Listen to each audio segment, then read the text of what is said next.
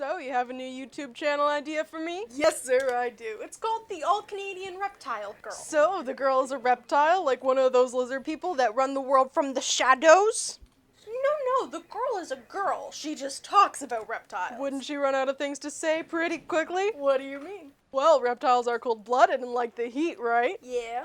And Canada is a frozen wasteland. According to American pop culture's understanding, yes, sir, it is. So wouldn't there be very few reptiles to talk about? It wouldn't take her long to cover all Canadian reptiles. Oh, I see what you mean. No, the reptiles are from all over the world. It's the girl that's Canadian. All Canadian? Well, she lived a pretty significant portion of her life in the States. Oh, so she's not really all Canadian, is she? Whoops. Whoopsie. So tell me about the channel. Well, Annaliese, the All-Canadian Reptile Girl... Hey, that's the name of the channel. It sure is. Anyway, Annaliese is a homeschooled teenager who really likes reptiles and presents educational reptile content in fun and interesting ways. Okay. To help illustrate what she's talking about, or maybe just to hang out, she'll usually have one of her own pet reptiles on screen with her, and she's got all sorts to show us. Pythons, boas, geckos, a big old lizard that lives under her bed. Wow. Wow.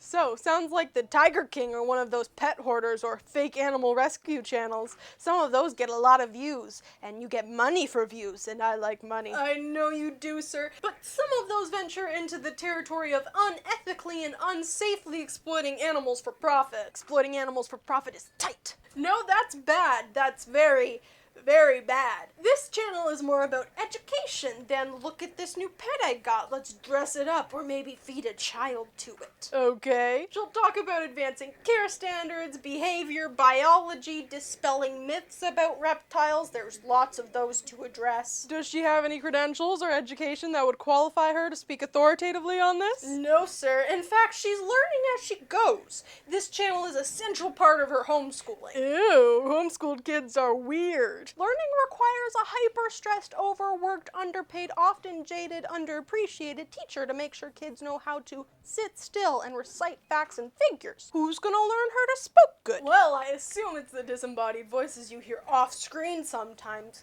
We're led to believe they're her parents, but there's no way to know for sure. But even if they aren't real, there's a lot to learn from creating and running an educational YouTube channel. There is? Oh, yeah!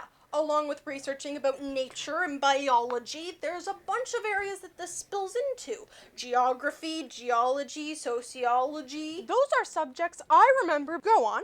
We've got wildlife conservation, language skills with writing and editing scripts, project management, dramatic arts presentation skills, business, marketing, technical skills like video editing and photography, networking, statistics, just all sorts of things one could pretend is learning. But isn't school supposed to be sitting at a desk for 8 hours, then crippling amounts of homework, bullying, peer pressure, and active shooter drills? Can this really be considered education? That's what we're going with. Well, okay then. She even does live reptile shows for schools and camps, so there's public speaking and child wrangling too.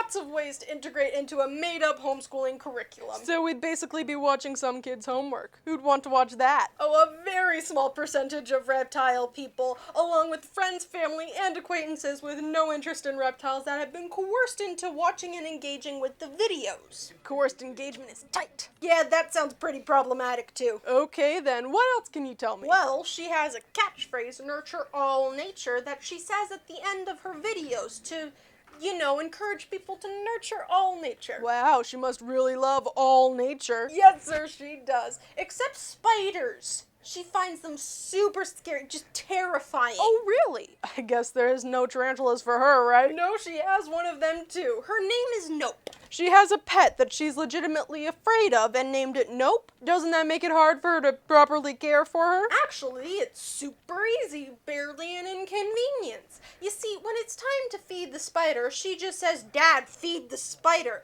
and magically it's taken care of. Isn't it a little strange to have pets in the house that the family members are afraid of? Not for her. In fact, her mom was deathly afraid of snakes all of her life. Now she lives in a home with dozens. Seems weird, but okay. And some of the animals will even become fan favorites, like Hobbs, the 9-foot Mackless python, Jub Jub, the black and white tegu, Fingers, the carpet python, and Pirate Pete, who is most of a bearded dragon. ghost of a bearded dragon? Yeah. When he was a baby, his feet and tail were eaten by his siblings. Oh, my God. He's fine with it now. The most favorite of the regular animals will be Oscar. What kind of reptile is Oscar? Well, he's a tubby orange tabby with a stubby tail who hangs out in the background sometimes and knocks over the camera.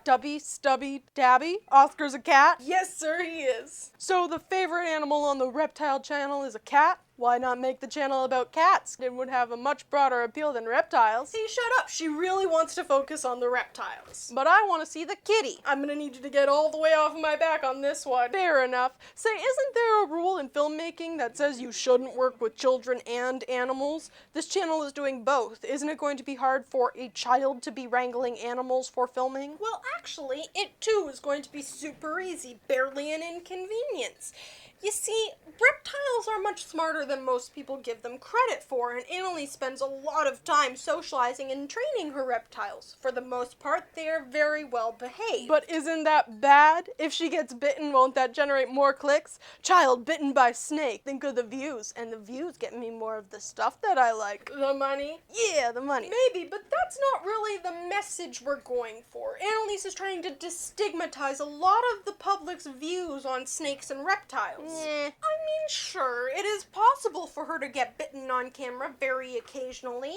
It should be a teachable moment for the audience. It's not that bad. Here's how to avoid it. That kind of thing, you know? I don't know. Sounds kind of boring. Why can't we make her get bitten? I'm gonna need you to stop asking me about this, sir. Fine. There are millions of other channels out there. I assume there are other people doing similar content. What sets her apart? Well, she has a little green screen square behind her that sometimes shows pictures and GIFs. You mean GIFs? No, I mean GIFs. Will they have anything to do with the topic? Not really. They're mostly just clips from TV shows she likes and memes that she's way behind on adopting. Mostly put up in reaction to what she's saying so she doesn't have to actually write a joke. Do people like that sort of thing? Unclear.